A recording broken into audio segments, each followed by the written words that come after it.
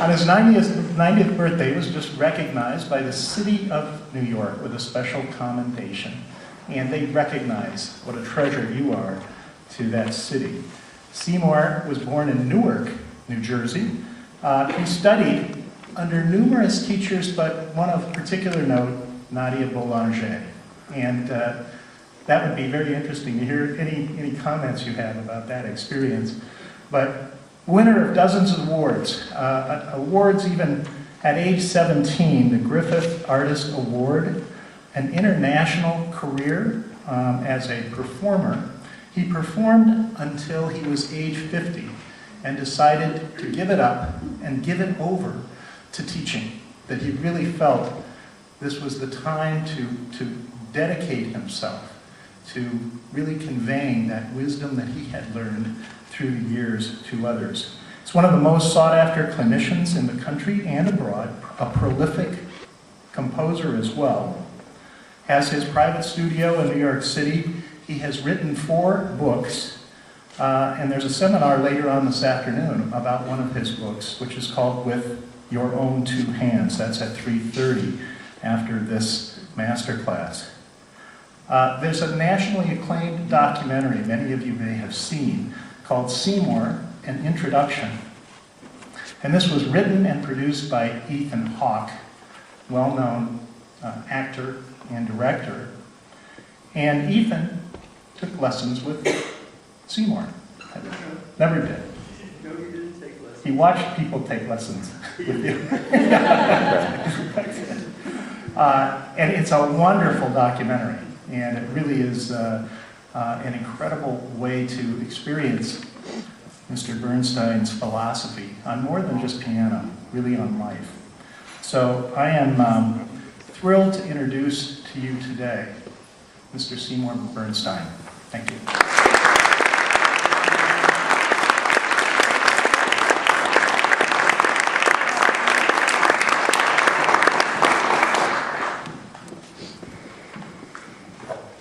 Now, is this on? Yes. Okay, you can hear me. Yes. How many here have ever played in a masterclass? Oh, how wonderful.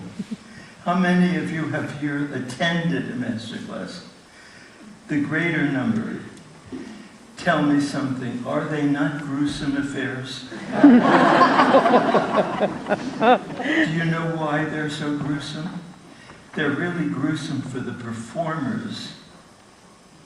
Because what usually happens in a master class is the first performer comes out to play, and the teacher pontificates over that student, usually longer than the other students. And the poor other students who haven't played yet, they can't understand a single thing that the teacher is saying, because they're only worried, oh, I hope I remember the first note of my piece. And they're suffering terribly, and they have to wait to play. Is this not cruel punishment? Well, you're going to see a master class in a format that does away with all of that. So all the performers are going to play in a recital form, one after the other. We want to see their stage deportment, how they bow. You have to bring them on and applaud at the end. And when they're all finished, they're going to come up on the stage, all relaxed, having played, and they're going to participate in the masterclass. And you're not going to be wondering what the teacher is talking about, because everything that I say is going to be projected on the screen, so you can follow it. Now, isn't that human and natural?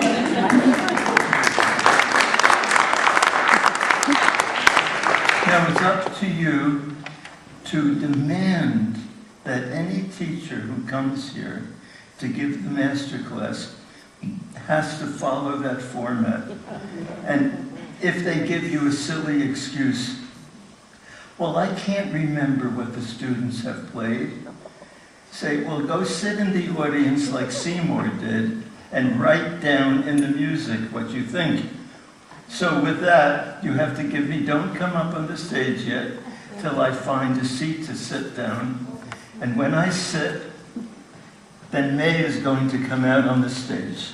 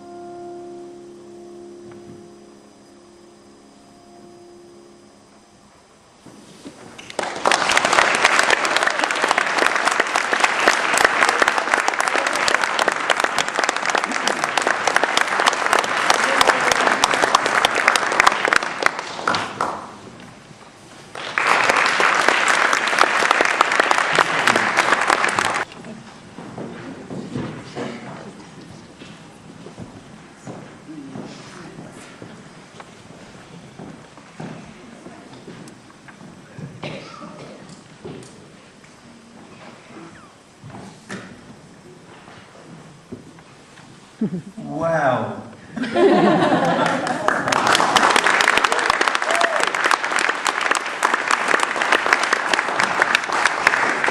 Good day, bye. Well, that was sensational. All of you, I very rarely have an experience like this, where every student just played their best, with marvelous concentration, and there's lots to discuss, right?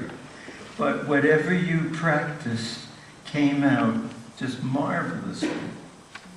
And with the beautiful mood, wonderful. And brilliance, wow, what a pianist you are. Yeah. Look at those hands. Let me see, open up. That's not fair. So now, I know what it is to perform. I've died a million times on the stage. Were you nervous? They're all truthful. Usually students are ashamed that they're nervous, so they say they're not nervous. So you're in very good company, you know. You know, the greatest pianist of them all, Vladimir Horowitz, he was so nervous he had to stop playing for 12 years. So we're going to talk about nervousness later today.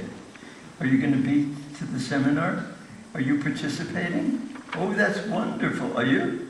Great. So now, whenever I have performed, see if you can identify with this. I would go backstage and I'd say to myself, I never put the pedal on those measures. Why did I put the pedal on those measures? Can't take it back. Once through, right? And so we never have another chance to tell the audience that I didn't mean to do that. It's just occurred because I was nervous. So, do you have anything that you would like to do better? Like what?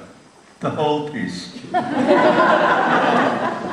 No, you do have some things, right? When I work with you, you're going to have a chance. I'm going to sit quietly. You know, if only our teachers would be still and let the pupil play again, they would fix almost everything. This is what I discovered. How about you? You have things that you'd like to do differently? You mean you can play even better than that? I bet you can. All right. Is your teacher here? No, you gave me a note. Is your teacher here? Is your teacher here? Where is your teacher? Raise your hand. Okay. How did your pupil play? You're putting me on the spot. How do you think he played? Can I give you in percentages? Based on how I know what he can do, I would say that it was about 83% of what he can do. How much percent? 83%? Well, that's pretty high. So how do you think you played?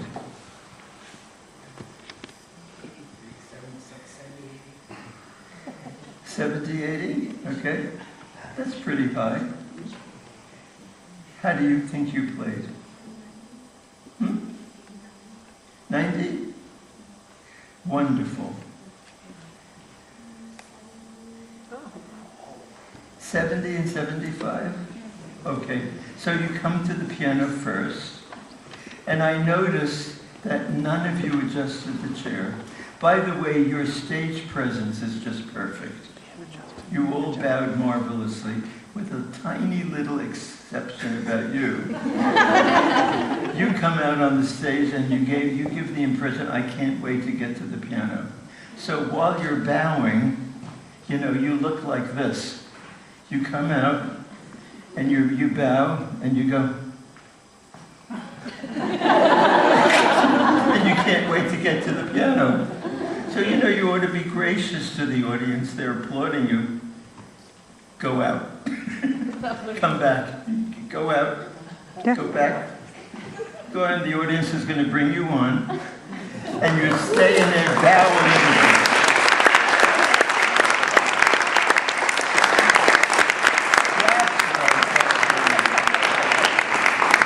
Okay, and now I notice none of you adjusted the chair. That was at your height, was it?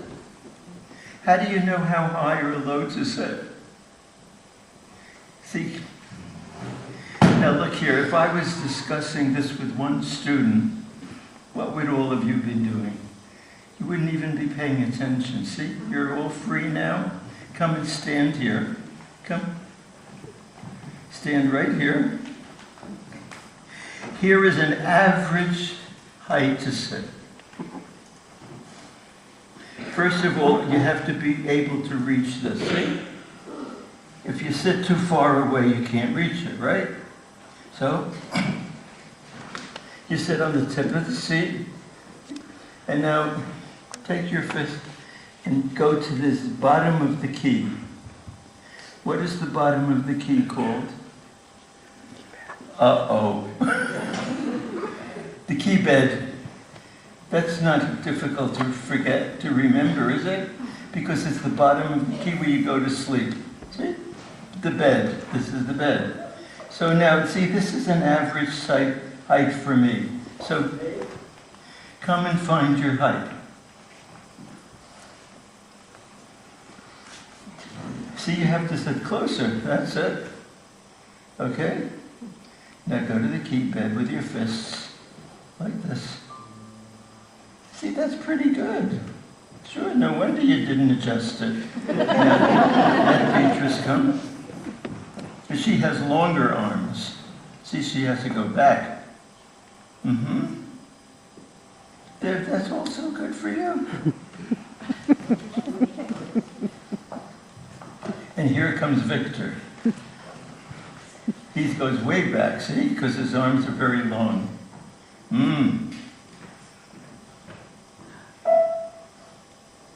That's pretty good. It just happens that that's the right height. Now, what happens if you want to go higher or lower? Which way do you turn the knob? Uh-oh. So see, this happens over and over again. A great artist is practicing in Carnegie Hall for the concert, and a tuner comes before the concert and adjusts the chair. Then the artist comes out, and the chair is not at the right height. So the artist sits down and visibly does this.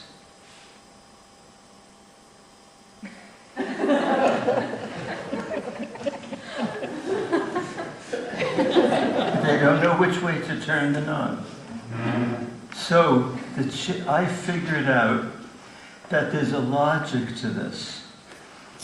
If you're going to raise yourself, it's pretty strenuous, you know? So if you want to raise yourself, I position the chair so that when you push down, the chair is going to go up. And when you do this, the seat goes down more easily, see? So clockwise when you go up. So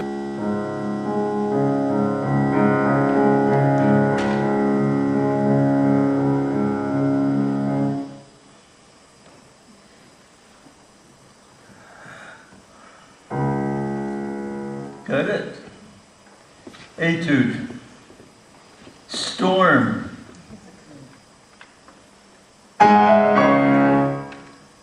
Right. Real energy, right? So now start your piece. Let's see. Go to sleep.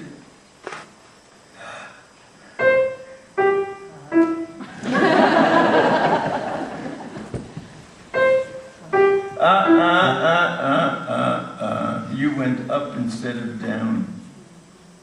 Touch the key to low, swing up and play. That's right.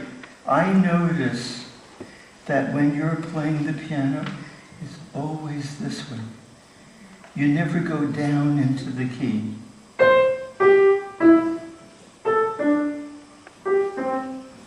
Go into the keys, go.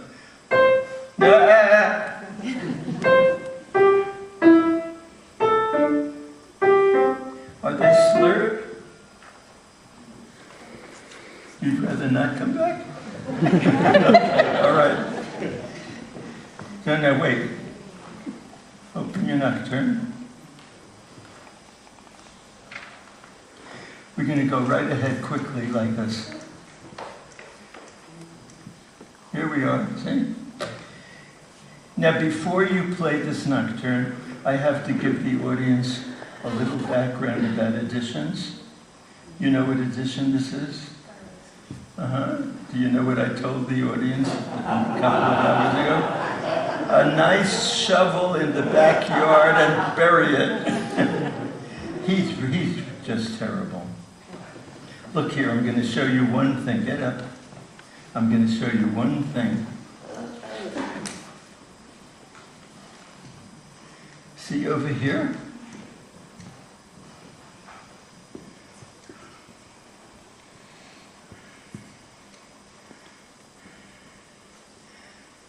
See right here, look on the bottom. See what he did? See that rolled chord? Here's what Chopin wrote.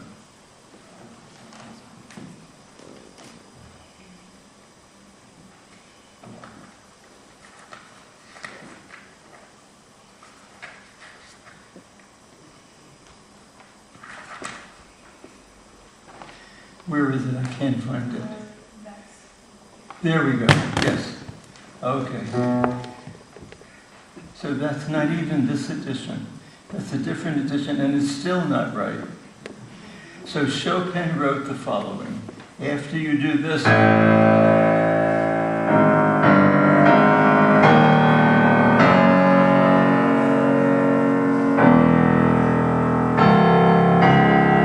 wrote a grace note, not even a rolled chord, a separate note.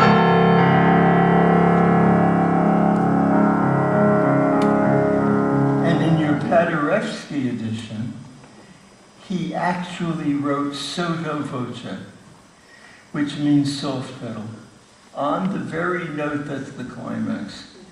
So you're going to bury it in the garden? Okay.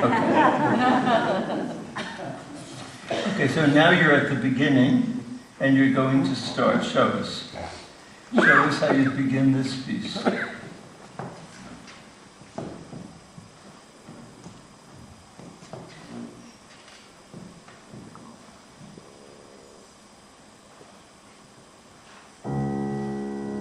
Very good. Very good. Okay? Where is Mr. Chopin Etude?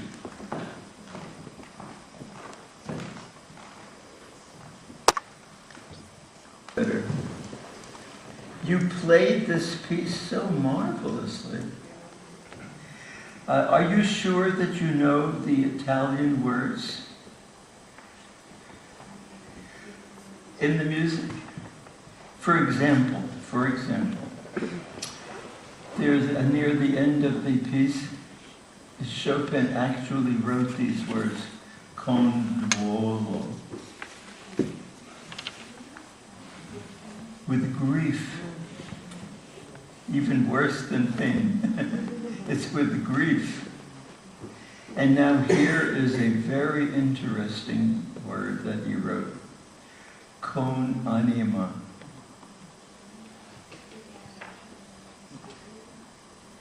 She said, con anima means with animation. Well, now listen to this. Do you know how old I am? I'm 90, right? Until I was 65, I thought that con anima means with animation. Well, one day I looked it up in the dictionary, because every time I came to that part in the Nocturne, I felt inadequate. Do you feel inadequate too at that point? Look here.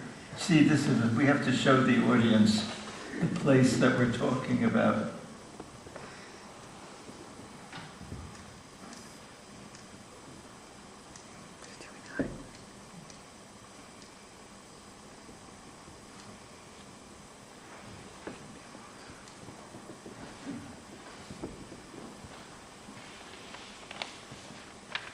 here we are, right here.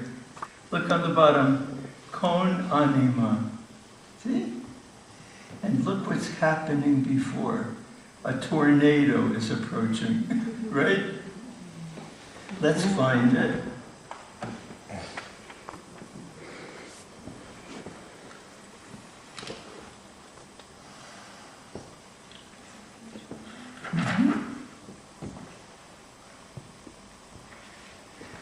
It's right here, see?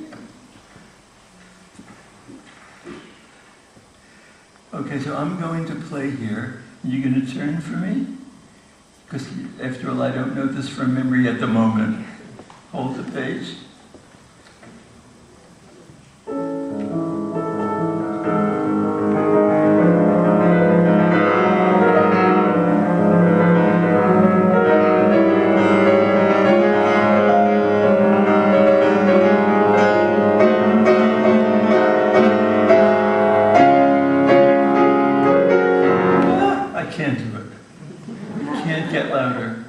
I always felt totally inadequate. So one day I said, you know, I better look up that word in the dictionary. And when I discovered what it was, I said, I've discovered the secret of life. I have to tell everybody I discovered the secret of life. Anima comes from the Latin animus, which means soul. He wants us to play with soul. Can you imagine? With the deepest, innermost feeling. There's a German word, innigst der Empfindung. It means it's so deep that it has no English translation. But the closest is with the deepest, innermost feeling. Well, now that I know that, this is how I play it now.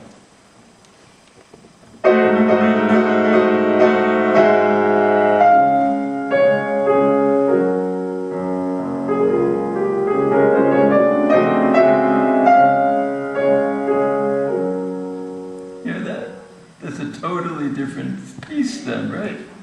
I want you to try that.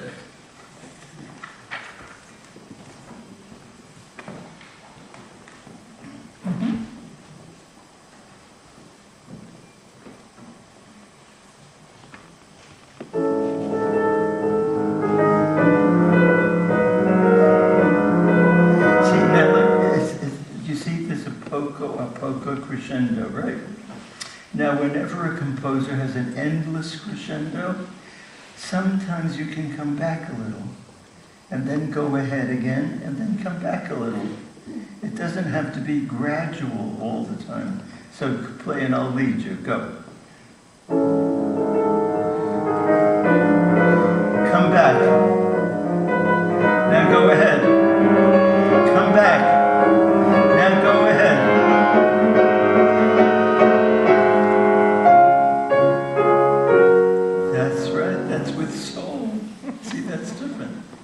Feel better? Now it's up to you. Show us what you would like to do better.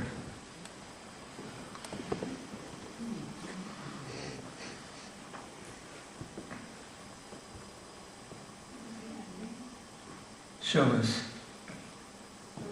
Do you see where it says con duolo? At the end? Let's find it.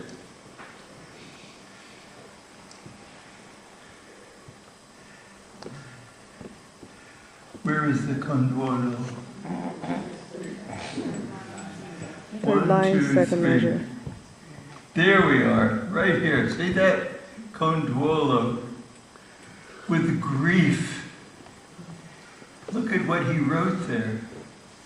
What does that stand for, Beatrice? Ritenuto. What's the difference between ritenuto and ritardando? Whoa. Students, what's the difference between ritardando and ritenuto? They're two different planets. That's a hint. They're two completely different things. Very important word, ritenuto. Don't know? Don't know? Well, I'm so happy to offer you some information that will help you for the rest of your life.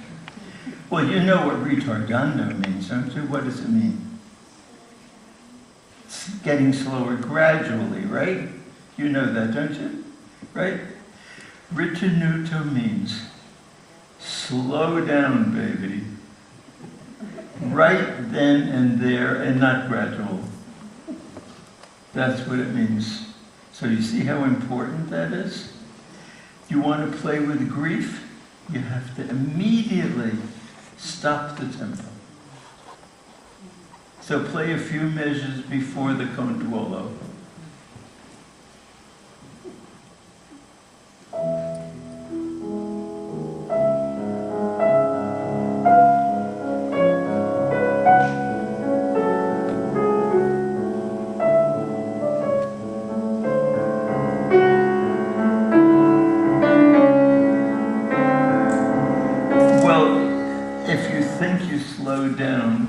You did like half of what's necessary. Play the measure before.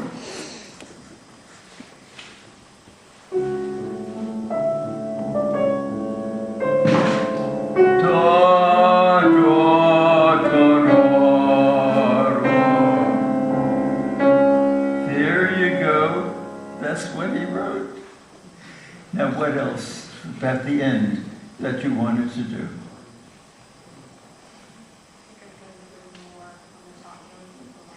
Let's hear, let's hear.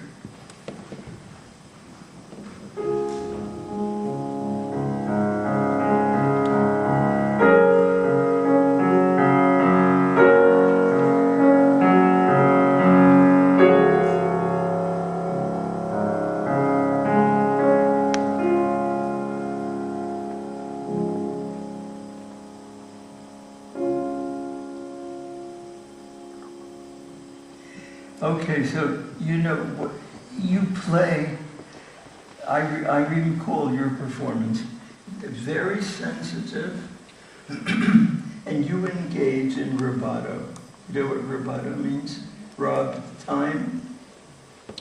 But what you're playing needs to be even more dramatic. You have to multiply your rubato by 4. You have to take, like you did the conduolo, you have to take much more time. Were you here for the lecture? No. Well, I quoted a teacher at the New England Conservatory, Nelita True. So she gave a lecture on the same series where I gave a lecture. You know what the title of her lecture was? Why won't you play out of rhythm? I just couldn't get over it. Why won't you play out of rhythm? In other words, why won't you take time? So this is something that most young people refuse to do. It's sort of related to our inner world. We don't want to expose our inner world. We get a little embarrassed when we do that. But if you don't do it, the heart of music won't come out. So I'm going to exaggerate what I would like you to do. Are you ready?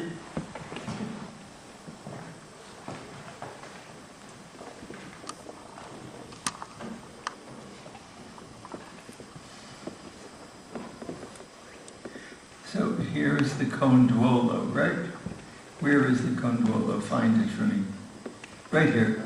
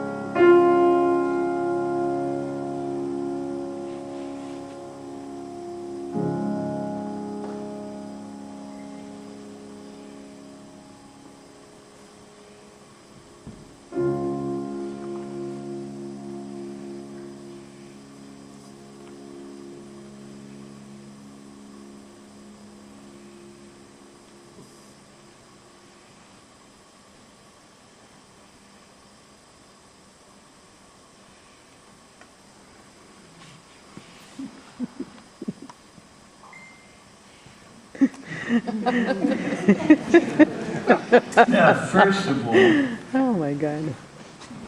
before we discuss what I played for you, did you see how I ended your piece? Students, come and stand. Come stand here.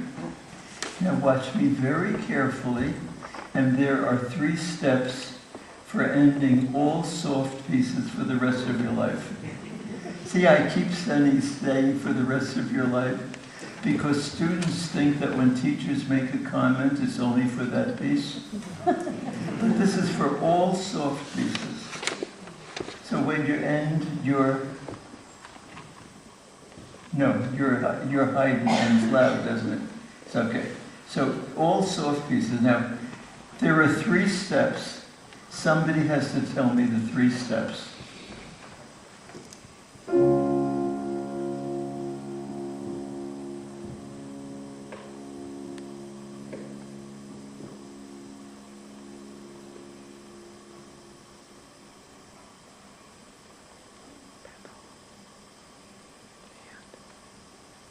Did you hear how quiet everyone got?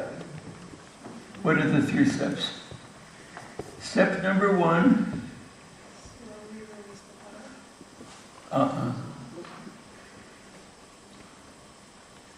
I did it very stealthily, so that the audience mustn't see it. Watch.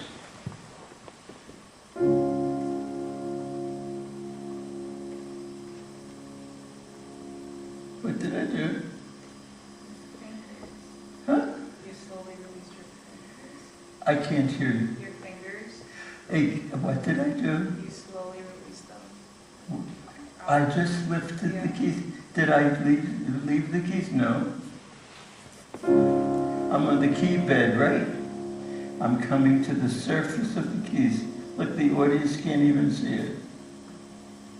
See that? And now I slowly lift the pedal. The dampers are going to go down slowly. Now the sound's snuffed out. Do I move? Of course not. And now slowly in the left. 3 steps.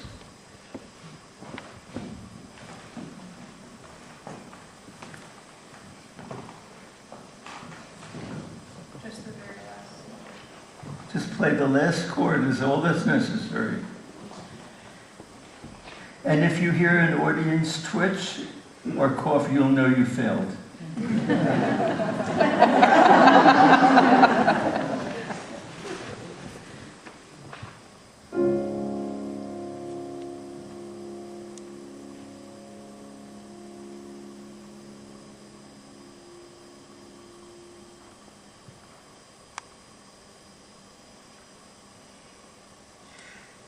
It was all perfect, and then you ruined it. You know how you ruined it? You went like this. Oh, let's go to eat now. You have to follow things very slowly. You have to keep them do it again. But the audience was deathly quiet. So you succeeded. But follow it through now. Let's go.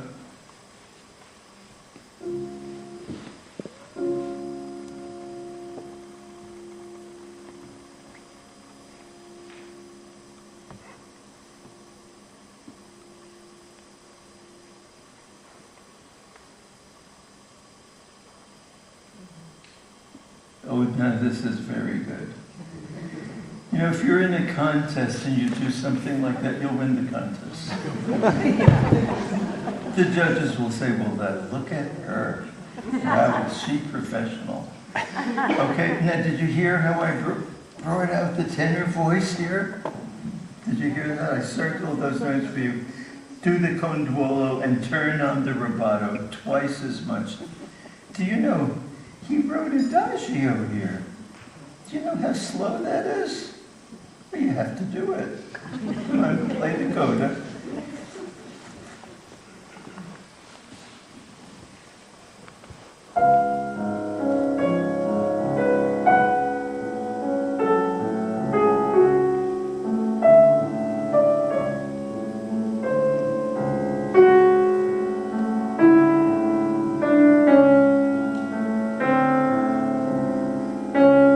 But you know, as you approach the end of it, it's just natural to make a retard.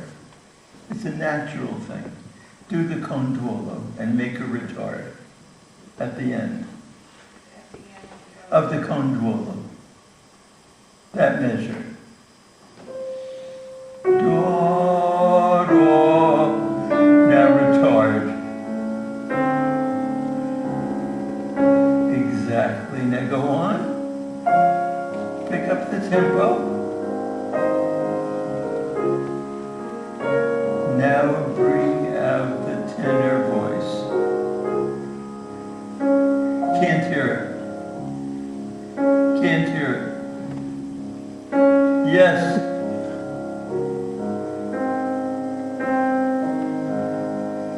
Now retard into the adagio. Retard. No, retard even more into the adagio. Good. Crescendo. Now forte.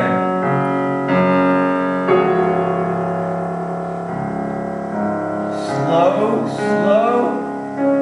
No, make a crescendo to the sforzando at the end. See? Do that chord, the last chord. Go.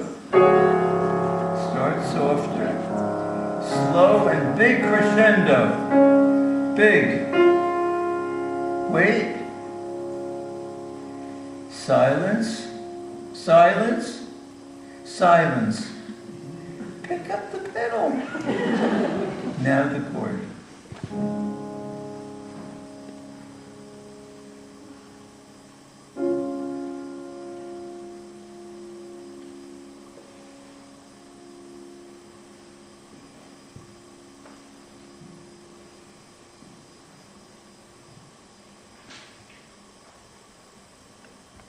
Okay, so this is wonderful. So now, you see, when we're playing the piano, where's my little torture chamber? I have a torture chamber.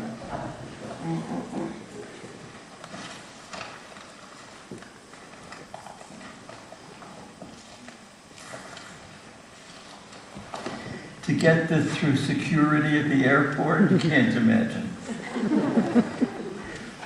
They x-rayed it. They couldn't imagine what is this weapon you're carrying?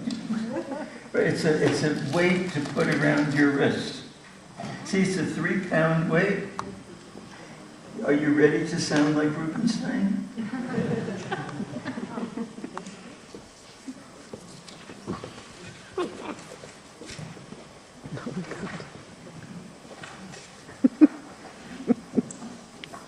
Okay, now your right hand's going to sound like Rubinstein. Go on, play. Just play from the beginning. Don't think, just play.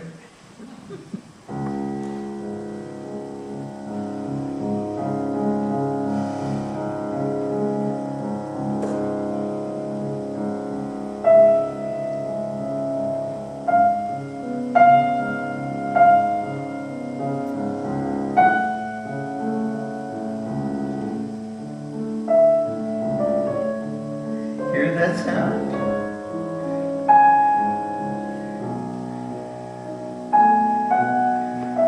Okay. Hear that? Now what's going? Give it back. You can't take it home. So here's what's up. When we play the piano, turn around, put your hands in my palms, like this, right? Now hold up your left arm. And now gently let go here, into my palm, and with your right hand. Oh, this is your right hand. Wait, this is your right hand. Oh, okay. Float your left hand. See, you're opposite, so I can't tell. Now press into my palm. Constantly. Feel this heaviness? That's what that did for you. It made this arm heavy. Now go to the piano and reproduce the sound just like this. And it's going to be as though you have the weight on your wrist.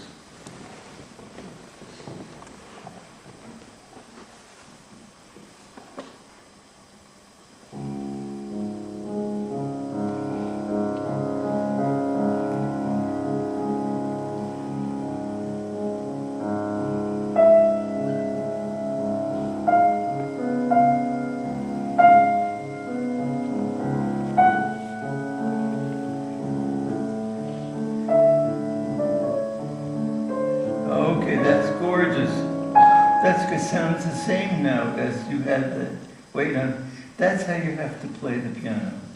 In general, that's what you have to do. Unless the melody's in the left hand. Okay? So that's all the work we'll do on this piece.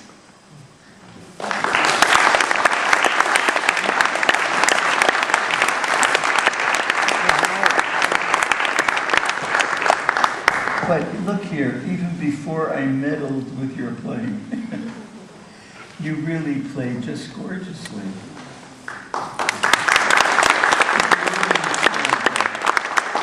So these are just refinements that will help you a lot.